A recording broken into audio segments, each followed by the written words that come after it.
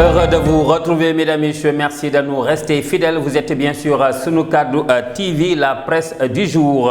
La nation sénégalaise sous le choc, titre qui barre la une du journal La Tribune. Ce journal revient sur les propos de Cheikh Oumar Diagne qui qualifie les tirailleurs de traîtres.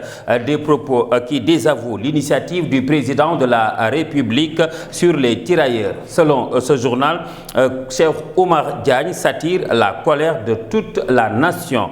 Sous le choc, les parents des tirailleurs annoncent une plainte. L'Observateur d'en ajouter figure de la controverse Cheikh Oumar Diagne, le puzzle complexe d'une personnalité, un portrait d'agitateur idéologique selon l'Obs sous l'analyse sociologique. Le journal du groupe Futur Média nous retrace son parcours de rhéteur chaotique et sa vision subversive de la liberté d'expression. Pour l'info, Cheikh Oumar Diagne, un boulet au pied de Bassirou Diomaye Faye. Pourquoi? Eh bien alors que le chef de l'État a doublé les tirailleurs sénégalais le 1er décembre, son collaborateur au palais les a qualifiés de traîtres le 22 décembre. L'As quotidien n'est pas en reste pour cette affaire.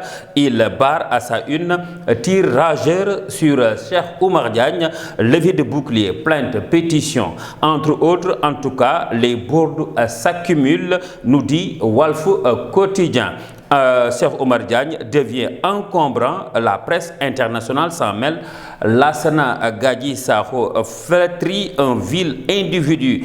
Magui Pastef s'indigne des propos du ministre, ajoute Point Actu qui barre à sa une Diomaye Faye sous pression.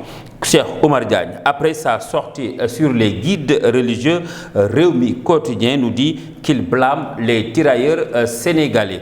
La loi des finances rectificative 2024 intéresse également les quotidiens du jour. Selon Grand Panel, les prévisions de la loi des finances rectificative notent une baisse de 840,2 milliards de francs CFA par rapport aux prévisions initiales. Des recettes en baisse, titre ce journal. Le quotidien également revient sur son adoption et nous dit que l'État rattrape les coûts. Selon Aïssata Tall Sall, cette loi de finances rectificative est illégale car elle viole l'orthodoxie financière. En tout cas, elle est votée ce samedi, nous dit, à 24 heures avec des recettes en deçà, un sur-effort pour finir. Pour l'indépendant, le projet de loi est adopté et le ministre des Finances et du Budget, Cheikh Diba, revient sur l'importance des ajustements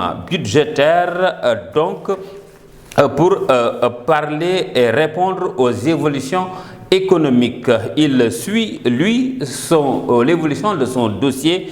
Lui, c'est Barthélémy Diaz. Vox Populi nous apprend que pour sa requête contre la décision du bureau de l'Assemblée nationale, le Conseil constitutionnel déclare son incompétence et Barth va saisir la Cour suprême. L'informateur abonde dans le même sens et nous rappelle d'une tentative d'éviction du maire de Dakar. Un autre dossier abordé par les quotidiens du jour, c'est l'affaire Ibrahima Dramé, l'officier de la gendarmerie qui a accusé le général Moussa Fall. Les Échos nous dit qu'il est rattrapé par les faits. Il a été poursuivi pour escroquerie, tentative de trafic de migrants présumés. Dakar Times nous informe qu'un colonel de la gendarmerie prend la défense du général Fall. Il s'agit, selon ce journal, le lieutenant-colonel Adamo Diop qui qualifie le général Fall d'un homme d'honneur et de serment. Deuxième minute, lui, s'interroge sur les civils qui diabolisent les officiers, le mutisme des militaires, lit des manipulateurs, jusqu'à quand, interroge ce journal. Mesdames et messieurs, c'était tout pour aujourd'hui. Merci d'avoir suivi. Rendez-vous est pris demain. D'ici là, portez-vous bien en compagnie des programmes de Sunu Kaddu TV. Merci et au revoir.